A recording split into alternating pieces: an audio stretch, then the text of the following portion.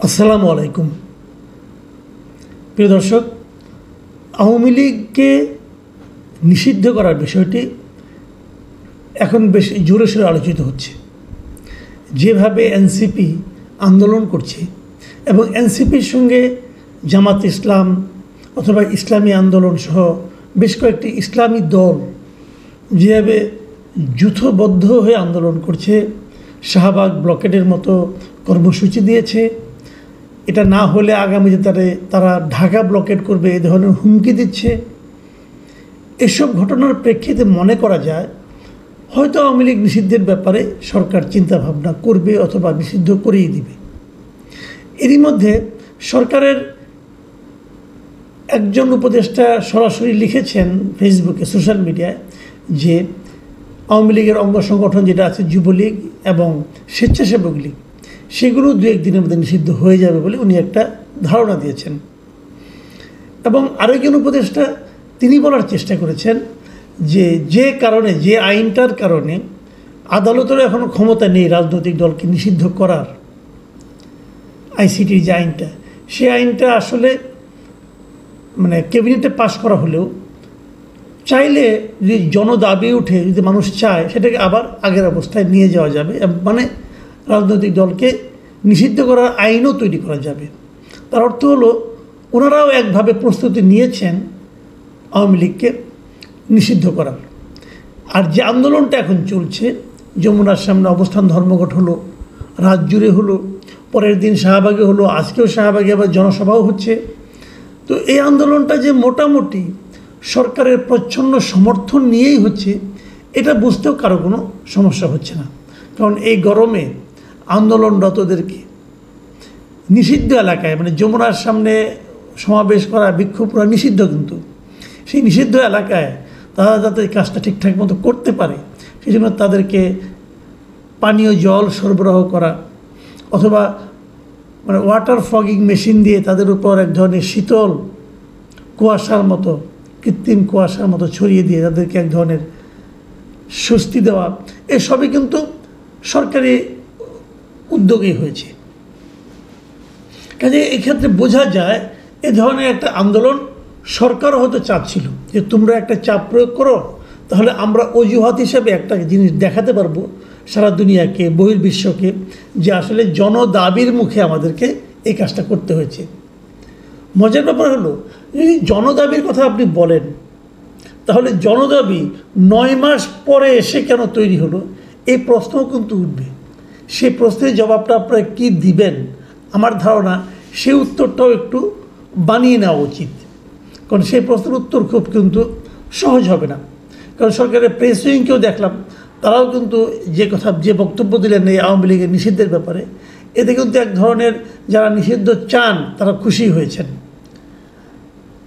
একটা প্রশ্ন কিন্তু উঠবে, সেটা হলো, যদি আপনি নিষিদ্ধই করবেন, তাহলে বিভিন্ন সময় প্রধান উপদেষ্টা যে বিভিন্ন আন্তর্জাতিক মিডিয়াকে বলেছেন যে তার সরকারের কোনো রকম পরিকল্পনা নেই আওয়ামী লীগকে অথবা কোনো রাজনৈতিক দলকে নিষিদ্ধ করার, সেই বক্তব্যটা নিয়ে আবার কীভাবে গিলবেন?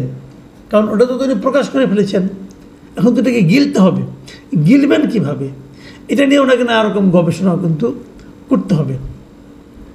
আমার কেন যেন মনে হয় যে প্রধান উপদেষ্টা এবং অন্যান্য উপদেষ্টাদের চিন্তা ভাবনা হয়তো একভাবে প্রবাহিত হচ্ছে না।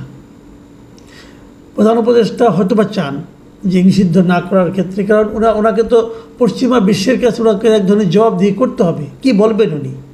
আমার ধারণা এই জন্য উনি হয়তো চান না যে আওয়ামী লীগকে নিষিদ্ধ করা হোক, কিন্তু ওনার উপদেষ্টাদের মধ্যে কারো কারো মনে হয় প্রবল আগ্রহ। আবার আরেকটা গ্রুপ থাকতে পারে উপদেষ্টাদের মধ্যে যারা নিষিদ্ধ হোক বা না হোক এটা নিয়ে তাদের কোনো মাথা ব্যথা নাই। তাদের মাথা ব্যথা হলো এই নিষিদ্ধের দাবিটাকে কেন্দ্র করে একটা হচপচ লাগুক, তারা এটা চায়। কারণ হচপচ লাগলেই এই সরকারের আয়ু মেয়াদ আরও দীর্ঘায়িত হবে। যত দীর্ঘায়িত হবে তত তাদের মজা, তত তাদের আয় ইনকাম বাড়বে, হতে পারে, আমি জানি না। আমার কেন যেন মনে হয় ওইটাও একটা চিন্তা আছে। এখন আরেকটা প্রশ্ন আমি করতে চাই, এই যে শাহবাগে পুরো রাস্তা আটকে দিয়ে ব্লকেড করে, রাজধানীর একটা গুরুত্বপূর্ণ জায়গাকে ব্লকেড করে দিয়ে একটা দলকে নিষিদ্ধ করার কথা বলা হচ্ছে, এবং তারা বলছে যে এই শাহবাগে নাকি ফ্যাসিবাদের অন্ত ঘটবে। এখন যদি আপনারা এরকম একটা দাবির মাধ্যমে সরকারকে বাধ্য করেন এবং সরকার যদি একটা নির্বাহী আদেশের মাধ্যমে একটা রাজনৈতিক দলকে নিষিদ্ধ করে দেয়, তাহলে এই কর্মটি, এটাকে কি লোকে ফ্যাসিবাদী আচরণ বলবে না? ইটসেলফ এটাই কি একটা ফ্যাসিবাদী আচরণ নয়? নির্বাহী আদেশের মাধ্যমে একটা রাজনৈতিক দলকে যদি কেউ নিষিদ্ধ করতে চায়, সেটাকে আর কে কী বলবে আমি জানি না।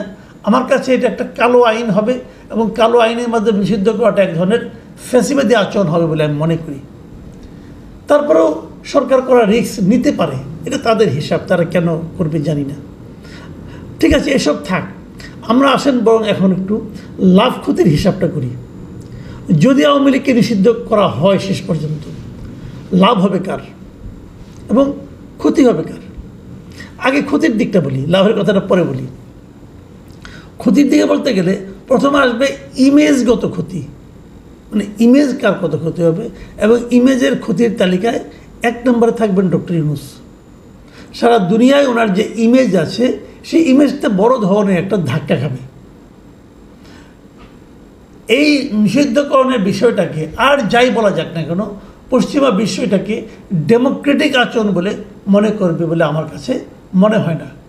এবং এই আনডেমোক্রেটিক কাজটা কার আমলে ঘটলো? ডক্টর ইউনূসের সরকারের আমলে ঘটলো। এই জিনিসটা ডক্টর ইউনূস কখনোই সারা দুনিয়ার কাছে এক্সপ্লেন করতে পারবেন না, কারণ যেভাবেই করুন সেটা গ্রহণযোগ্য হবে না। এবং ওনার এতদিনের তৈরি করা যে ইমেজ, সেই ইমেজের এত বড় ধাক্কায় এর আগে কখনো লাগেনি, ভবিষ্যতেও লাগবে না। আর ইমেজ ক্ষতিগ্রস্ত হবে কার? আর ইমেজ ক্ষতিগ্রস্ত হবে বিএনপির। বিএনপির এই কারণে যে বিএনপি একটা পলিটিক্যাল পার্টি, বিএনপি সারা সময় বলে এসেছে যে তারা রাজনৈতিক দলের নিষিদ্ধের পক্ষে না। আমি আজকেও শুনলাম ওনাদের মহাসচিব বলেছেন যে রাজনৈতিক দলকে নিষিদ্ধ করার জন্য আমরা কি, এটা তো নিষিদ্ধ করলে জনগণ করবে। কিন্তু তারা থাকতেও যদি নিষিদ্ধটা হয়ে যায় এবং তারা যদি কোনো ভূমিকা রাখতে পারে নাই, এই দায়টাও আলটিমেটলি কিন্তু বিএনপির উপর চাপবে। আর ইমেজের দিক যদি আমরা চিন্তা করি, এটার যারা উদ্যোক্তা এনসিপি, তাদের কিছু হবে না। তাদের কিছু হবে না এই কারণে তাদের তো আসলে কোনো ইমেজই তৈরি হয় না এই পর্যন্ত। ইমেজ তৈরি হওয়ার আগেই তারা তো এই সমস্ত বিভিন্ন কর্মকাণ্ডের মাধ্যমে নিজেদের অবস্থান প্রায় জিরো করে ফেলেছে। কিন্তু জনসমর্থনের কথা যদি বিবেচনা করি, এই নতুন পার্টি মানে এনসিপির জনসমর্থন কমতে কমতে এমন একটা জায়গায় এসে পৌঁছেছে, এখন আসলে তাদের এ ধরনের একটা আন্দোলন করা ছাড়া আর কোনো উপায় ছিল না। তারা তাদের গায়ে যে কিংস পার্টির তকমা লেগে আছে, তারা এখান থেকে বেরোতে পারছিল না। এবং সেই তকমাটাকে খোলার জন্য, ঝেড়ে ফেলার জন্য তারা এখন সরকার বিরোধী একটা চাপ দিচ্ছে যে আওয়ামী লীগকে নিষিদ্ধ করতে হবে। এবং যদি তারা এটা জয়ই হয়, তারা হয়তো বলতে পারবে যে আমরা আন্দোলন করে এটা জয় করে এনেছি। কিন্তু এই জয়ে তাদের আসলে তেমন কোনো লাভ হবে বলে আমার কাছে মনে হয় না, কারণ তাদের ইমেজও ক্ষতিগ্রস্ত হবে না, অত লাভজনক হবে না। দ্বিতীয় কথা হলো, তাদের ভোটও বাড়বে না। আওয়ামী লীগ যদি নিষিদ্ধ হয়, তাহলে সেই আওয়ামী লীগের নিষিদ্ধ হলে আওয়ামী লীগের যে ভোটগুলো আছে, সেই ভোটগুলো কি এনসিপি পাবে? তা তো পাবে না, কারণ তারা তো মনে করবে তাদের দলকে নিষিদ্ধ করছে এই এনসিপি, তারা এনসিপিকে ভোট দেবে কেন? তারা তো জামাতকে ভোট আগেও দেবে না। তাহলে এই ভোটগুলি কিন্তু আলটিমেটলি বিএনপির দিকে যাবে। কাজে এনসিপির তেমন কোনো লাভ হবে বলে আমার কাছে মনে হয় না। সবচেয়ে বেশি লাভ হবে কার? সবচেয়ে বেশি লাভ হবে খোদ আওয়ামী লীগের। হ্যাঁ, আমি ঠিকই বলছি, আপনারা আবার শুনুন, যে যদি আওয়ামী লীগকে নির্বাহী আদেশে নিষিদ্ধ করা হয়, তাহলে সবচেয়ে লাভবান হবে আওয়ামী লীগ। কারণটা আমি বলছি, ধরা যাক আওয়ামী লীগকে নিষিদ্ধ করা হলো না, আওয়ামী লীগ এই আসন্ন জাতীয় নির্বাচনে খুব স্বাভাবিকভাবে, খুব মানে আপনার একটা শান্তিপূর্ণ উপায়ে অংশ নিতে পারবে না। বিভিন্ন জায়গায় তারা জনগণের কাছ থেকে প্রতিরোধের সম্মুখীন হবে, এনসিপির কাছ থেকে প্রতিরোধের সম্মুখীন হবে, সরকারি বিভিন্ন রকম আইন শৃঙ্খলা বাহিনীর কাছ থেকে প্রতিরোধের সম্মুখীন হবে, যার ফলে আওয়ামী লীগ চাইলেও কিন্তু খুব ভালোভাবে নির্বাচনে দাঁড়াতে পারবে না। কিন্তু যদি তাদেরকে নিষিদ্ধ করা হয়, তখন যে ঘটনাটা ঘটবে, তারা সারা দুনিয়ায় আন্তর্জাতিক পর্যায়ে তাদের এই নিষিদ্ধ করানোর বিষয়টা নিয়ে এক ধরনের সিম্প্যাথি পাবে। আওয়ামী লীগের আগের থেকেও প্ল্যান ছিল, আওয়ামী লীগের নির্বাচন করতে বললেও আওয়ামী লীগ নিজেরা নির্বাচন করতে অতটা আষ্টকের আমার সন্দেহ আছে। এই সন্দেহের কারণটা এটা একটু বলি, যেটা হলো আওয়ামী লীগের যারা বিভিন্ন এলাকায় যারা ইলেকশন করতে পারতো, করার মতো যোগ্যতা সম্পন্ন বলে আগে বিবেচিত হতো, তারা কিন্তু অধিকাংশ দেশে নেই অথবা মামলা মোকদ্দমার মধ্যে আছে। দ্বিতীয় সারি অথবা তৃতীয় সারির কেউ যার বিরুদ্ধে কোনো মামলা নেই এমন কেউ এসে নির্বাচন করুক, এটা আওয়ামী লীগের ওই শীর্ষ পর্যায়ের নেতারাই চায় না। এই কারণে তারা মনে করে যদি দ্বিতীয় এবং তৃতীয় সারির লোক উঠে আসে তাহলে তাদের যে এতদিনের নেতৃত্ব এটা হয়তো নষ্ট হয়ে যাবে।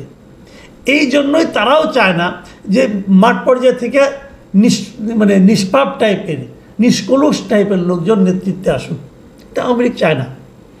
যে কারণে এবার নির্বাচন করতে দিলেও তারা কিন্তু আসতেও না, করতেও না, তাদের সেই পরবর্তী নির্বাচনের জন্য ওয়েট করতে হতো। কিন্তু তাদের এটা যদি সরকারের পক্ষ থেকে করে দেওয়া হয় যে আওয়ামী লীগকে নিষিদ্ধ করে দিলাম, তাহলে তো আওয়ামী লীগের আরও লাভ।